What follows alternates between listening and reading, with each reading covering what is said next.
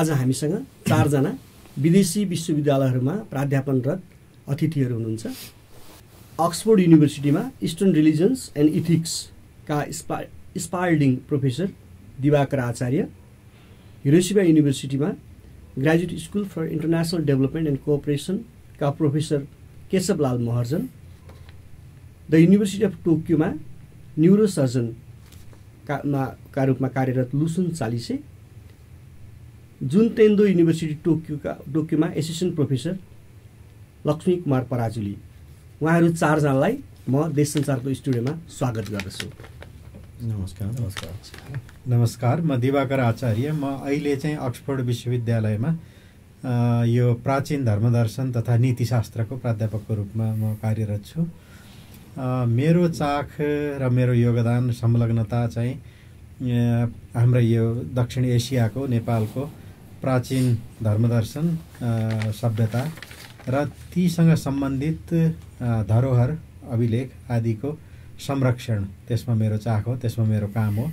त्यसका साथै म यो एउटा हाम्रो क्षेत्रको इन्टरनेसनल पियर रिभ्युड जर्नल छ, म त्यो पनि एडिट गर्छु, जर्नल अफ इन्डियन फिलोसफी। र अहिले यो परिप्रेक्ष्यमा चाहिँ म विदेशमा प्रवासमा रहेका नेपाली विभिन्न विधाका विज्ञहरू कसरी हामी नेपालको एउटा नयाँ परिवेशमा परिस्थितिमा हामी एक ठाउँमा जोडिएर अगाडि बढ्न सक्छौँ भन्ने हिसाबले साथीहरूले गर्नुभएको प्रयासमा म जोडिन आएको छु। नमस्कार, म केशवलाल महर्जन। म घर चाहिँ कुमारीपाटी ललितपुर जिल्लाको हो। म चाहिँ हाल जापानको हिरोशिमा विश्वविद्यालयमा प्राध्यापनमा लागिरहेको छु र म प्राध्यापन गरिरहेको इन्स्टिट्युट चाहिँ graduate school for international development and cooperation हो। मेरो विषय चाहिँ ग्रामीण विकास भएको हुनाले र मेरो चाहिँ यो रिसर्च र रिसर्चबाट निस्केका कुराहरू जुन हामी प्राध्यापनमा लगाउँछौँ त्यसको मुख्य फिल्ड चाहिँ हाम्रो साउथ एसिया भएको छ, जसमा चाहिँ बङ्गलादेश, भुटान, इन्डिया, नेपालका ग्रामीण विकासका कुराहरूमा रिसर्च गर्दै र त्यहाँ युनिभर्सिटीमा क्लास लिँदै गर्छौँ। र मेरो विद्यार्थीहरू चाहिँ म एमए र त्यसभन्दा माथि पिएचडी सरका विद्यार्थीहरू हुन्छन् र आदि जति मेरो उसबाट सुपरभिजनबाट प्राप्त भएका पिएचडीका विद्यार्थीहरू नेपाली छन्, 15 जना जति छन् र उनीहरू अहिले छरिएर आफ्नो आफ्नो ठाउँमा काम गरिरहेछन्। नमस्कार, म लुसुन चालिसे, जन्म र हुर्किएको चाहिँ ललितपुर जिल्ला। म अहिले चाहिँ जापानको टोकियो विश्वविद्यालय अन्तर्गतको the institute of medical science of the university of Tokyo भन्ने जुन चाहिँ जापानको सबभन्दा पुरानो मेडिसिनसँग सम्बन्धित रिसर्च सेन्टर छ, त्यसमा आबद्ध भएर अहिले प्राध्यापकको हिसाबमा काम गरिरहेको छु। र म बाई ट्रेनिङ म चाहिँ एउटा न्युरोसर्जन हो। म स्नायु शल्य चिकित्सक भनिन्छ। अब अपरेसन गर्छु, तर युनिभर्सिटी भएको हुनाले, म एकाडेमीमा भएको हुनाले म अहिले चाहिँ अपरेसन बाहेक पनि विभिन्न रिसर्च अनुसन्धानमा पनि आबद्ध छु। नमस्कार, मेरो नाम लक्ष्मी कुमार पराजुली।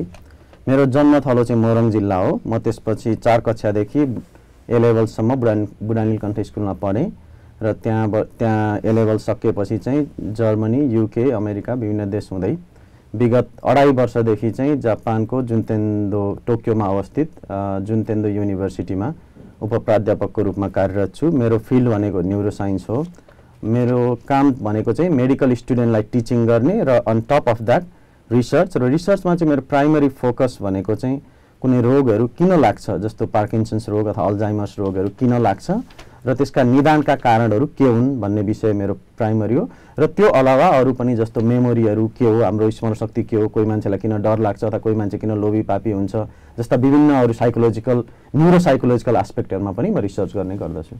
यो हामी पहिलो चरणमा हामीले आफ्नो परिचयहरू गऱ्यौँ। अब हामी मुख्य गरी के भने हामीले कसरी काम गरिरहेको छौँ आफ्नो सम्बन्धित विश्वविद्यालयहरूमा र त्यसको अलिकति डिटेलमा बताइदिन म अनुरोध गर्दछु। सबभन्दा पहिले म दिवाकर सरलाई नै अघिकोमा थप्दाखेरि जस्तो मैले विभिन्न शिलालेखहरू, विभिन्न पुराना हस्तलिखित ग्रन्थहरू, तिनीहरूलाई पहिचान गर्ने, तिनीहरूलाई सम्पादन गर्ने र तिनीहरूको एनालिसिस गर्ने, त्यस्तो खालको रिसर्चहरू म गरिरहेको छु एकातिर। त्यस्तै अब अहिले यहाँ स्वास्थ्यको कुरा गर्दा स्वास्थ्यको दर्शन भनौँ न, स्वास्थ्य भनेको के हो, जस्तो स्वास्थ्य एउटा व्यक्तिपछि फरक हुनसक्छ, कतिलाई चाहिँ त्यो अप्टिमम यो भयो भने यो चाहिँ स्वास्थ्य भन्ने त्यो कुरो एउटा मेरो केसमा अर्को मान्छेको केसमा त्यो फरक हुनसक्छ। यस्ता कुराहरू भनौँ न, यी चिजहरू र विभिन्न विधागत। अब मेरो परिप्रेक्ष्यमा चाहिँ हाम्रो प्राचीन धर्मदर्शन पुराविद्या प्राच्य विद्या भन्दाखेरि त्यसमा सबै चिज आउँछ। अब तपाईँको आधुनिक शिक्षा आउनुभन्दा अगाडि त्यहाँभित्र वास्तुशास्त्र छ, आयुर्वेद छ, होइन, चिकित्सा, दर्शन, साहित्य, ती सबै चिज छ। र हामीसँग मानव संसाधन विशेषज्ञहरू चाहिँ कम छन्।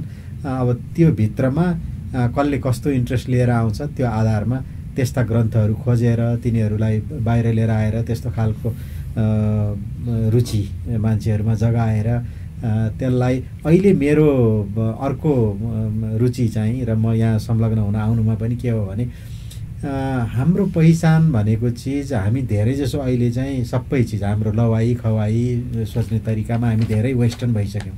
तर हाम्रा कतिपय चिजहरू हाम्रा पारम्परिक चिजहरू छन्। हामीले आफूलाई चिनाउन, आफ्नो पहिचान कायम राख्नलाई हाम्रो सोच्ने तरिकामा, हाम्रो जीवन दर्शनमा हाम्रो चिज के छ त्यो कुरोलाई पहिचान गरेर त्यसलाई कसरी हामीले आधुनिकतालाई नकार्न पनि सकिँदैन। आधुनिकतामै पुरै हामी त्यही मात्रै लिएर जाँदा पनि हामी केही पनि रहँदैनौँ। त्यसकारण कसरी आधुनिकतालाई र आधुनिक विज्ञानलाई र पारम्परिक ज्ञानलाई हामी समायोजन गर्न सक्छौँ, त्यस्तोतिर मेरो रुचि र त्यस्तोतिर म मेरा विद्यार्थीहरूलाई प्रेरित गर्ने प्रयास गरिरहेको छु। केशवलाल सरलाई यही प्रश्न राख्न चाहन्छु। ग्रामीण विकासमा मेरो यो प्राध्यापनको मेन विषय भयो, तर मेरो पिएचडी चाहिँ एग्रिकल्चर इकोनोमिक्स, कृषि अर्थशास्त्र हो। र यसमा चाहिँ मैले दुईवटा कुरालाई फोकस गरेर अनुसन्धान बढाइरहेको छु। एउटा चाहिँ हाम्रो गरिबी निवारण, अनि अर्को चाहिँ गरिबी निवारण सँगसँगै आउने चाहिँ फुड सिक्योरिटी। हुन त अब हाम्रो संविधानले फुड सिक्योरिटीको बारे पनि अलिकति 2-3 लाइन लेखिएको छ, ताकि सारा जनताले फुड सिक्योर्ड होस्, उनीहरूले दिछा खान पाओस् भन्ने छ। र यो अब मेन चाहिँ क्षेत्र मैले अघि भने चाहिँ हाम्रो साउथ एसिया भयो, तर साउथ एसिया मात्र नभएर डेभलपिङ कन्ट्रिज सबै ठाउँमा अनुसन्धान गरिरहेको हुन्छ। अनि यो अनुसन्धानले चाहिँ के हुन्छ भने अब कस्तो ठाउँमा कुन किसिमको मान्छेहरू फुड इन्सिक्योर छन् र अब हाम्रो जुन पवर्टी लाइन भन्छ नि, गरिबी रेखा मुनिका व्यक्तिहरू चाहिँ प्रायः फुड इन्सिक्योर पनि हुन्छन्। अब यो अनुसन्धानले हाम्रो बेसिक डेटाहरूलाई ल्याएर अब कुन इन्टरभेन्सन गऱ्यो भने सायद त्यो पोलिसी इन्टरभेन्सन अथवा स्थानीय इन्टरभेन्सन, पोलिसी भनेको सेन्ट्रल गभर्मेन्ट र स्थानीय गभर्मेन्ट दुवैको हुनसक्छ, अथवा त्यसो नभइकन आफ्नै समूहबाट पनि के हुनसक्छ, त्यो कुन चाहिँ इन्टरभेन्सन गर्दाखेरि चाहिँ उनीहरू फुड सिक्योर हुन्छ र यो गरिबी रेखाबाट माथि उक्लिन सकिन्छ भन्ने किसिमको पनि अनुसन्धान हुन्छ। अब त्यो चाहिँ हाम्रो नेपालको सन्दर्भमा भन्नु पर्यो भने जस्तै कि हाम्रो नेपालमा चाहिँ अब तराईदेखि हिमाल भेगसम्म छ होइन, एउटा क्षेत्रमा अन्न फल्छ, तर त्यो जस्तै कि तराईको धान हाम्रो पहाड क्षेत्र अथवा हिमाली क्षेत्रमा पुग्दैन, विशेष विभिन्न कारणहरू हुन्छन्। अब तराईमा सायद सरप्लस भइरहेको होला, बढी भइरहेको होला, तर हिमालमा चाहिँ हाम्रो 3 महिनाभन्दा बढी अन्न उत्पादन गर्ने घरहरू अथवा पपुलेसन चाहिँ आधीभन्दा कम छ। 3 महिनाभन्दा बढी खान पुग्ने गरिकन उत्पादन गर्न क्षमता भएका घरहरू। अब तर हाम्रो चाहिँ तराईको अन्नहरू त्यहाँ माथि लान सकिरहेको हुँदैन। अब यसको लागि कस्तो किसिमको पोलिसी इन्टरभेन्सन हुनसक्छ भन्ने कुराहरू पनि यो ग्रामीण विकासमा आउँछ। र सर्वप्रथम मैले यो नेपालको जानकारीको लागि यो सन् 1979देखि 2002सम्म पूर्व मेचीदेखि पश्चिम महाकालीसम्म 12वटा जिल्लामा 24वटा गाविसमा उनीहरूको वस्तुस्थिति कस्तो छ भन्ने किसिमको एउटा सर्वे गरेका थियौँ। त्यसमा चाहिँ देखिएको चाहिँ पूर्वतिर चाहिँ पश्चिमभन्दा अलि राम्रो छ। सायद अब नेपालमा बस्नलाई त सबै कुरा थाहा भएको कुरा हो, तर तथ्याङ्कले पनि देखायो हाम्रो देशमा उत्पादन गर्न नसकेको, पहिला जुन हामी गरिरहेका थियौँ 1980 दशकसम्म त हामी धान निर्यात गर्थ्यौँ। अब हामी धान त आयात गर्नुपर्छ, चामल आयात गर्नुपर्छ भन्नुभयो, हामी चामल आयात गरेर खाइरहेछौँ। बोरा धान किन्न पाउँदैन, धान गोदाम छैन, तर अब सबै पसलमा राइसको ब्यागहरू हुन्छ 5 किलो 10 किलो 20 किलो अगाडि किने हुन्छ। अब यस्तो परिवर्तन आयो हाम्रो परिवेशको यो विभिन्न कारणवश 3 दशकको उसमा अन्तरालमा।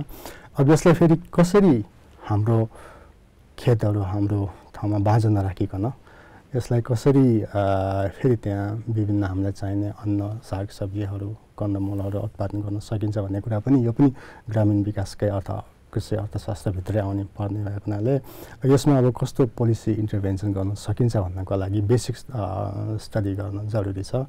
अब यही हाम्रो उसबाट पनि एउटा त्यसको लागि के किसिमको एउटा मतलब सुरुवातको एउटा बिजारो पनि भयो भने यो थालनी पनि हामीले पनि सक्सेसफुली मान्न सक्छौँ भन्नुपर्छ। म लुसुन सरलाई उहाँ कसरी के काम गरिरहनुपर्छ भन्ने बारे अलिकति प्रश्न पारेर गर्छु। धन्यवाद।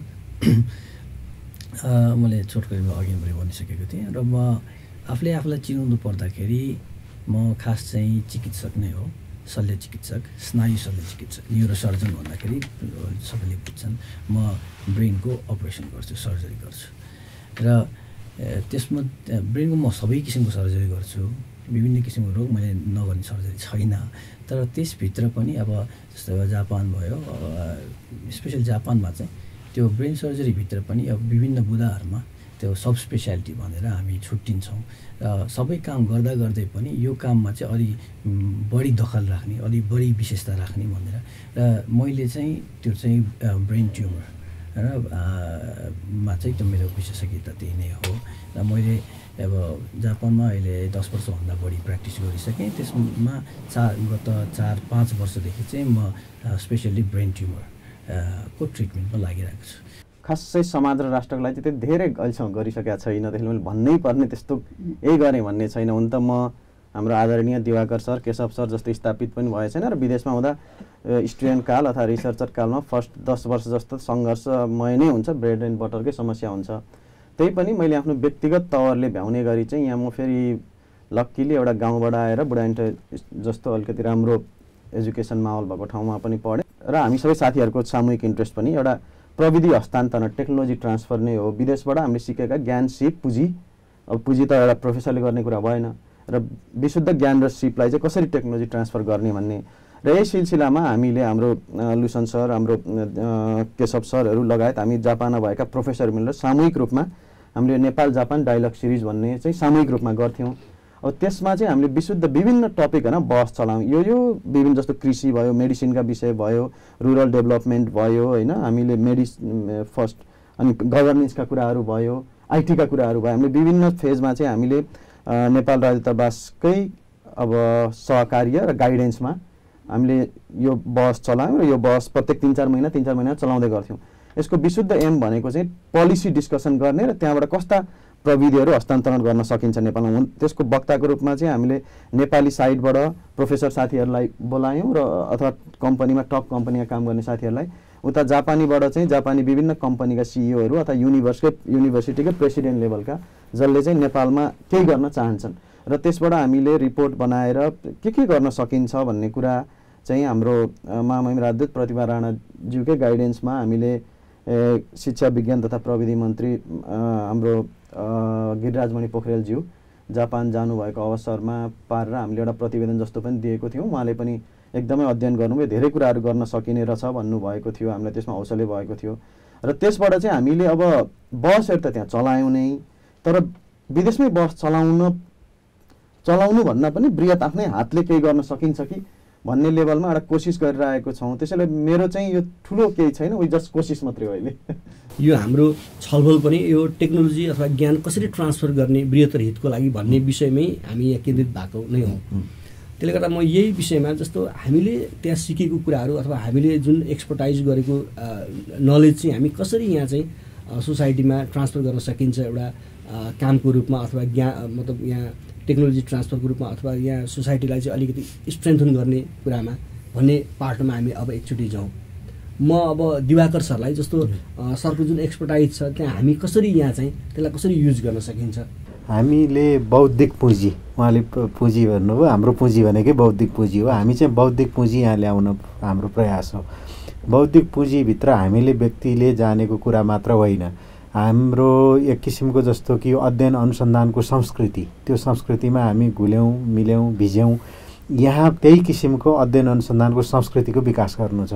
एक सरो शिक्षक र कर्मचारी मात्र उत्पादन गर्ने शिक्षाले मात्रै काम हुँदैन होइन। तपाईँको एउटा ब्रेक थ्रु गर्ने त्यो खालको कार्यक्रम ल्याउनको लागि र यो अध्ययन अनुसन्धानको संस्कृति भनेको मैले अहिले अझ अक्सफोर्डमा गएपछि के देखेँ भने त्यहाँ चाहिँ आवासीय रूपमा नै विद्यार्थीहरू, शिक्षकहरू, अनुसन्धाताहरू बस्छन्, जुन यो ट्युटरिङ मात्रै होइन, क्लासमा पढाउने मात्रै शिक्षा होइन, त्योभन्दा बृहत्तर रूपमा जस्तो अहिले नै पनि जस्तो मैले अब दार्शनिक कुरा गर्छु, उहाँले कृषि वैज्ञानिकको अथवा अर्थशास्त्रीको होइन, ग्रामीण अर्थशास्त्रीको कुरा सुन्छु, उता न्युरोसर्जनको कुरा सुन्छु, यी चिजहरू छन्। त्यसमा एउटाले अर्कोलाई प्रभावित गर्न सकिन्छ, मानविकी र विज्ञान सँगसँगै जान सक्छ। यी चिजहरू र कसरी के गर्दाखेरि अध्ययन अनुसन्धान चाहिँ बढी सजग, बढी सहज र बढी कारगर हुन्छ, त्यसको लागि हामीले प्रयास गर्नु छ। त्यो क्रममा हामी लागेका छौँ र सबै मिलेर लागेका छौँ। यसमा व्यक्तिले आफ्नो विधागत रूपमा गर्ने त छँदैछ, समन्वित रूपमा एउटा समुदायको रूपमा। र यही प्रसङ्गमा हामीलाई अर्को के पनि लाग्यो भनेदेखि देशमा नयाँ परिवेश आएको छ, देशमा गणतन्त्र स्थापित भएको छ, सङ्घीयता स्थापित भएको छ, नयाँ नेपालको हामी कुरा गरिरहेछौँ। यसलाई कसरी लैजाने होइन, अब तपाईँले अध्ययन अनुसन्धानको क्षेत्रलाई कसरी विकास विस्तार गर्ने, त्यो कुरोमा हामीले के गर्न सक्छौँ, हामी त्यो पक्षबाट हाम्रो योगदान हुनसक्छ। त्यो क्षेत्रमा हामीले सोचेर र अहिले यो परिवेशमा यो के स्टेट रिस्ट्रक्चरिङ भएको छ, विभिन्न प्रदेशहरूको संरचना छ। मलाई सबभन्दा बढी आशा चाहिँ यो क्षेत्रीय नेतृत्व, क्षेत्रीय बौद्धिक नेतृत्व, राजनीतिक नेतृत्व, सामाजिक आर्थिक, हामीले राजनीतिमा धेरै समय खर्च गरिसक्यौँ, विद्रोहमा धेरै समय खर्च गरिसक्यौँ। अब चाहिँ बौद्धिक समन्वय, वर्ग समन्वय गर्ने र क्षेत्रीय नेतृत्वको विकास गर्ने समय हो। यदि क्षेत्रीय नेतृत्वको विकास हुन सक्यो, यसमा बौद्धिक, आर्थिक, सामाजिक सबै हिसाबले त्यो हुन सक्यो भने हाम्रो देश अघि जान्छ। त्यही कुरोलाई हामी साथीभाइहरू सबैले मनन गरेर हामी बाहिर भएका, प्रवासमा भएका डायस्पोरा इन्टेलेक्चुअलहरूले पनि हामीले कसरी यसलाई भनेको बौद्धिक हिसाबले कसरी हामी सङ्घीयतालाई, गणतन्त्रलाई बौद्धिक हिसाबले टेवा पुर्याउन सक्छौँ र त्योद्वारा कसरी देशको सर्वाङ्गीण विकासमा योगदान गर्न सक्छौँ, त्यो हिसाबले सोचेर हामी अघि बढिरहेछौँ। र यहाँ आएर पनि पहिले मलाई केही हदसम्म कतिपय मानिसहरू भेट्दा के लागेको थियो भने नेपालमा धेरै बिथोलिएको छ, धेरै समस्याहरू छन् भन्ने लागेको थियो। यसपालिको भेटघाटमा चाहिँ कतिपय प्रशासकहरू पनि, यहाँका नेताहरू पनि, उनीहरूमा पनि एक किसिमको चासो छ, उत्कण्ठा छ, केही गरौँ भन्ने भावना छ। यो भावना चाहिँ अझै बढाउँ, यसलाई चाहिँ मर्न नदेऊ भन्ने हामी सबैको प्रयास हो। यहाँहरू भर्खरै प्रदेश नम्बर 1 को भ्रमणमा पनि जानुभयो, खास गरी त्यहाँ केही ठोस रूपमा केही काम गर्ने केही योजना बनेको हो?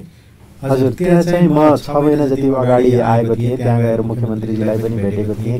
कतिपय त्यहाँ अरू सांसदज्यूहरू, प्रशासनिक व्यक्तित्वहरूसँग पनि एक चरणमा कुराकानी गरेर फर्केको थिएँ। त्यसपछि हाम्रो लक्ष्मीजी आउनुभयो, अर्को चरणमा कुराकानी भयो। यो चाहिँ तेस्रो चरणको कुरो हो र अहिले चाहिँ यसले कुनै ठोस रूप लिएला भन्नेमा हामी पुगेका छौँ। त्यहाँ चाहिँ हामीले एउटा बहुशास्त्रीय अध्ययन तथा विकास केन्द्र, नाम अलिकति तलमाथि होला अथवा यही होला, त्यसको गठन गर्ने र त्यसमा अघि भने जस्तै सबै एउटा हबको रूपमा एउटा बौद्धिक संस्कृति, अनुसन्धानको संस्कृतिको विकासको लागि अक्सफोर्डको कलेजहरूमा भए जस्तो हामीहरू सबै त्यहाँ बस्ने। त्यो मात्र नभएर हामी चाहिँ के औपचारिक बौद्धिक व्यक्तित्वहरू मात्र नभए अनौपचारिक पनि, जस्तो हाम्रो समाजमा चिन्तन गर्ने सामाजिक चिन्तक, पत्रकार, उहाँहरूले पनि आएर संवादहरू गर्न सक्ने, यी सबै चिजलाई समेटेर एउटा चाहिँ केन्द्रको विकास गरौँ र त्यो एक ठाउँमा यदि सफल भयो भने त्यसले चाहिँ रिप्लिकेट गर्छ अर्को ठाउँ, अरू ठाउँमा नि तिनीहरू हुन सक्छन् र त्यसले चाहिँ एउटा सही अर्थमा अध्ययन अनुसन्धानको संस्कृतिको विकास गर्छ कि भनेर हामीले चाहिँ त्यहाँ एउटा परीक्षण पाइलट प्रोजेक्ट जस्तो हामी त्यहाँ गर्दैछौँ। त्यसमा कुरो अघि बढेको छ र धेरै सकारात्मक छ। हामी योचोटि लगभग साथीहरू 5-7 दिनको लागि आएको थियौँ र यही सिलसिलामा हामीले विशेषतः प्रदेश 1 मा माननीय मुख्यमन्त्रीज्यू लगायत प्रदेश प्रमुख सचिवज्यू र अरू माननीय ज्यूहरू, प्रदेश सभाका सांसदहरू, साथै विभिन्न योजनाको उपाध्यक्षज्यूहरू सबै सहित एउटा सामूहिक बैठक गऱ्यौँ र उहाँहरू अत्यन्त सकारात्मक र अब ऐनै लेखेर गरिहाल्ने र फास्ट ट्र्याकमै गर्ने 2-3 महिनामै यसमा चाहिँ साइनबोर्ड ठडाइहाल्ने किसिमले हामीले अगाडि बढ्ने हाम्रो सहमति भएको छ र उहाँहरूले ड्राफ्ट पनि लेख्नु भएको थियो। उहाँहरूले एकदमै फर्मल मिटिङ गर्नुभएको थियो। हामीले सोचेभन्दा हामी धेरै नै सकारात्मक भयौँ र यो हुन्छ नै भन्ने छ र यदि प्रदेश 1 मै सुरु भयो भने पनि हामी अन्तर प्रदेश सहकार्यको मोडलमा गएर गर्न सकिहाल्छौँ, केन्द्रबाट पनि गर्न सक्छौँ अथवा होइन प्रदेश 1 मा बाइचान्स भएन भने प्रदेश 2 पनि सधैँ ओपन छ, 3 पनि ओपन छ भन्ने कुराहरू उहाँहरूले गर्नुभएको छ। भनेपछि हामीलाई चाहिँ एक अत्यन्तै वेलकमिङ, हामीलाई विराटनगर महानगर पनि साह्रै वेलकमिङ, प्रदेश 1 मा पनि अब यसको चाहिँ क्रेडिट दिनै पर्ने हुन्छ। यसको जस्तो एकदमै हामीलाई सहयोग गर्न माननीय मुख्यमन्त्रीज्यूले त गर्नु नै भयो। त्यसको अलावा चाहिँ प्रमुख सचिवज्यू सुरेश कुमार अधिकारी सरले पनि एकदमै हामी सबैलाई एकदमै राम्रो वेलकम। त्यसपछि लगभग दिनभरि 2 दिन जस्तो नै बसेर सबै के गर्न सकिन्छ एकदमै सिरियसनेसका साथ उहाँहरूले आफ्नो इगरनेस देखाउनु भयो हैन। त्यस्तै यो चाहिँ प्रपोजल पहिली फर्स्ट स्टेजमा दिवाकर सर आउनु हुँदा नै हाम्रो प्रदेश सभाका माननीय ज्यू लीलम बस्नेतज्यूले पनि एकदमै तादरुकताका साथ यसलाई कसरी फास्ट ट्र्याकमा हुन्छ फलो गर्ने काम गर्नुभयो। अर्को हाम्रो विधानसभाका सभापतिज्यू इन्द्रमणि पराजुलीज्यू माननीय धनकुटाको मान्य हुनुहुँदो रहेछ, उहाँले पनि एकदमै गर्ने उहाँहरू सबै बसेर कसरी गर्ने सबैतिरबाट मिडिया हजुरहरूले यत्रो सपोर्ट दिनुभएको छ। त्यहाँ धेरै पत्रकारहरू पनि आउनु भएको थियो, इन्टरभ्यू पनि धेरै गर्नुभयो। भनेपछि हामी त धेरै उत्साहित भएको छौँ। सायद केही हुन्छ कि हेरौँ, किन नकारात्मक मात्रै भन्ने। म अलिकति केही थपौँ। हाम्रो यो मोडालिटीकोमा हामीले कसरी गर्दैछौँ भन्ने कुरोमा अलिकति थप्नुपर्छ कि जस्तो लाग्यो मलाई। हामीले चाहिँ हामी डायस्पोरामा जति अलिकति सिनियर र अलि स्थापित पदमा छौँ हामीहरूले चाहिँ वर्षमा 1 महिना जति हैन जति सक्छौँ कम्तीमा पनि 1 महिना यहाँ आएर भोलिन्टरीले अवैतनिक रूपमा हामीले हाम्रो काम गर्ने र हामीहरूमध्ये कतिपय डायस्पोरामा त्यस्ता साथीहरू हुनुहुन्छ उदात्त भावना भएका उहाँहरू चाहिँ यहाँ राम्रो वातावरण भएमा फर्केर आएर यहीँ बसेर उहाँको स्थायी जागिर रिजाइन गरेर आउँछु भन्ने साथीहरू हुनुहुन्छ। त्यस्तै हाम्रो भाइ छोराको पुस्ताका नेपालीहरू र हाम्रा विद्यार्थीहरू पनि यहाँ नेपालमा गएर त्यस्तो खालको च्यानल हुन्छ भने हामीहरू जस्तो अन्डर ग्रेजुएट थेसिस अथवा ग्रेजुएट थेसिस तिनीहरू लेख्नको लागि हामी नेपाललाई चयन गर्छौँ, हाम्रो इन्टर्नसिपको लागि नेपाललाई चयन गर्छौँ भन्ने त्यस्ता साथीहरू हुनुहुन्छ, नेपाली पनि विदेशीहरू पनि। हामी त्यो हिसाबले तिनै पुस्तालाई 3 थरी, एउटा सिनियर पुस्ता, बिचको पुस्ता र आगामी पुस्ता, तिनीहरूलाई 3 प्रकारले नेपालमा जोड्न चाहन्छौँ र त्यसमा हाम्रो प्रयास निकै हदले अघि बढेको छ। त हाम्रो राम्रो ब्रेनहरू ठुलो सङ्ख्यामा बाहिर हुनुहुन्छ, जस्तो कुनै न कुनै हिसाबले उहाँहरूलाई नेपालमा कनेक्ट गर्ने र त्यसबाट हामीले पनि लाभ लिने, नेपालले समग्र हिसाबले लाभ लिने भन्ने एउटा उहाँहरूको पनि सामान्य भित्र एउटा लुकेको एउटा रहन्छ इच्छा भने अब सोसाइटीले अथवा राज्यले त्यो सोच्ने भयो र त्यसलाई चाहिँ कसरी हाम्रो त्यहाँको नलेजले ट्रान्सफर गर्ने कुरामा म केशवलाल सरलाई सोध्न चाहन्छु। जस्तो कसरी स्पेसिफिक भएर भन्दा कसरी गर्न सकिन्छ त्यस्तो खालको एउटा यहाँको मात्रै नभएर अरू पनि उदाहरणसहित भनिदिनुहुन्छ कि? मेरो विचारमा यहाँ चाहिँ के आएको छ भने यस्तो खालको प्रयास पहिला पनि नभएको हो नि जस्तो लाग्छ मलाई। पहिला हाम्रा अग्रजहरू पनि हामीभन्दा सिनियर व्यक्तिहरू पनि बाहिर बसेर अनि केही सिकेर नेपालको लागि गर्नु भने जस्तै अघि हाम्रो अनौपचारिक छलफलमा पनि कुरा भएको थियो। हामी नेपालीहरूको कसो कता कता एउटा हाम्रो विभिन्न किसिमको संस्कृतिमा धनी, सौन्दर्यतामा धनी, नेचरमा धनी भएको हुनाले हामीले चाहिँ छोइराखेको हुन्छ र हाम्रो अग्रजहरूको मा पनि त्यस्तो कहिलेकाहीँ पाएको थिएँ र उहाँहरूले कतिले गर्न सक्नुभयो र गर्न सकेन त्यसको आफ्नो ठाउँमा छ। तर कसैले गर्नुभएको छ भने त्यसको चाहिँ इन्स्टिट्युसनलाइज भएको छैन र इन्स्टिट्युसनलाइजेसन चाहिँ हाम्रो नेपालमा ठुलो समस्या छ। चाहे त्यो प्रशासनमा होस्, चाहे त्यो अरू कुनै संस्थामा होस्। अब प्रशासनको सन्दर्भमा भन्नुपर्दाखेरि चाहिँ सचिवहरू नै भन्नुहुन्छ आफ्नो मन्त्रालयमा आफू जाँदाखेरि पहिलाको सचिवले के गरेको थियो त्यो को विवरण पाउन कठिन छ र सायद त्यो सचिव आफ्नो काल सकेपछि अर्को सचिव आउँदाखेरि पनि त्यस्तै होला। त्यसकारण त्यो हाम्रो देशमा चाहिँ कुनै पनि संस्थामा पनि त्यो इन्स्टिट्युसनलाइजेसनको समस्या छ, त्यो हामीले सकार्नै पर्छ। यसलाई इन्स्टिट्युसनलाइजेसन गरेर यो कुरालाई लिएर हाम्रो जस्तो कि हाम्रो वर्तमान भनेको भूतमा निर्धारित छ, हाम्रो भविष्य भनेको वर्तमानमा निर्धारित हुन्छ। यो भूत वर्तमान र भविष्य भनेको यो जोडिएको हुन्छ। त्यस कारण हामीले कुनै पनि प्लान गर्दाखेरि केही पनि गर्दाखेरि भूतलाई सम्झेर त्यसलाई चाहिँ हामीले त्यसका राम्रो कुराहरू लिएर र त्यसका असफल भएका कुराहरूबाट पाठ सिकेर हामीले नीति निर्माण गर्नुपर्छ। त्यो भएको कमी भएको जस्तो लाग्छ। हाम्रो यो जुन यो सानो हामीले जुन प्रयास गरेको छ यसमा चाहिँ हामीहरू पनि यो इन्स्टिट्युसनलाइजेसन गर्ने बाटोमा केही अनुदान गर्न सक्यो भने यो हामीलाई चाहिँ यो हाम्रो चाहिँ प्रथम स्टेपमा प्रथम खुड्किलोमा हामी सक्सेसफुल मान्छौँ। तर हामीले चाहिँ यो इन्स्टिट्युसनलाइजेसन गर्नको लागि हामीले ब्रिजिङ र बन्डिङ भन्ने कुरा हुन्छ नि होइन। हामीले चाहिँ ब्रिजिङ हाम्रो विदेशमा बसेकाहरूलाई हामीले यसमा ब्रिजिङ गर्न सक्यो भने अब बन्डिङको काम हुन्छ। र बन्डिङको काम भनेको हामीले मात्र गरेर हुँदैन। र मैले अघि पनि भने अग्रजहरूले पनि गरेका थिए र उहाँहरू पनि सफल नभएको हुन पनि सक्छ, कति त सफल पनि भयो होला। अब यो त्यो चाहिँ त्यो बन्डिङको काम चाहिँ हाम्रो यहाँ नेपालमा बसेकाहरू हाम्रो नेपालीहरूले गर्नुपर्छ। र त्यो ब्रिजिङ गरेपछि हामीले चाहिँ त्यसको अब ब्रिजिङ गरेर एउटा अब आफूलाई त के भने एउटा परामर्शदाताको हिसाबमा बसेर त्यसलाई मोनिटरिङ गर्ने अथवा एडभाइजिङ गर्ने अथवा त्यस विभिन्न शब्दहरू होला। तर म खास चाहिँ चाहिँ हाम्रो रोल भनेको ब्रिजिङ नै हुन्छ जस्तो लाग्छ। यस्तो खालको इन्स्टिट्युसनले अथवा यसले कसरी काम गर्छ र यसले कसरी आम मानिसको जीवनलाई कसरी प्रभाव पार्छ सरले भनिदिनुहोस् न। एउटा कुरा चाहिँ पहिला र विगत र अहिलेमा आधारभूत यो भिन्नता चाहिँ के छ भन्दाखेरि हामीले संहितामा गएका छौँ भनेर भनिन्छ। र यो राजनीतिक अभ्यास पनि नयाँ छ, कतिवटा कुरा सिक्ने बाँकी छ। म त्यसको विज्ञ त होइन। अब प्रशासनिक अभ्यास पनि त्यस्तै छ। हरेक प्रदेशको प्रशासन मिलाउँदै हुनुहुन्छ, बजेटहरू मिलाउँदै हुनुहुन्छ। अहिलेको यो भेटघाट पनि सचिवज्यूहरूसँग मुख्यमन्त्रीसँग पनि भेटघाट हुँदाखेरि अब उहाँहरूले एकदमै इमान्दारीपूर्वक गर्नुभएको छ। हामीहरूले नयाँ प्रयासमा छौँ, त्यही भएर कति कुरा गल्ती भएको छ।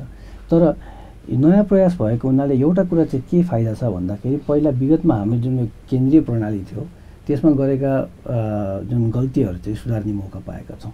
र अब राजनीतिक हिसाबले प्रशासनिक हिसाबले त सरकारले गर्छ, त्यो अर्कै कुरा भयो।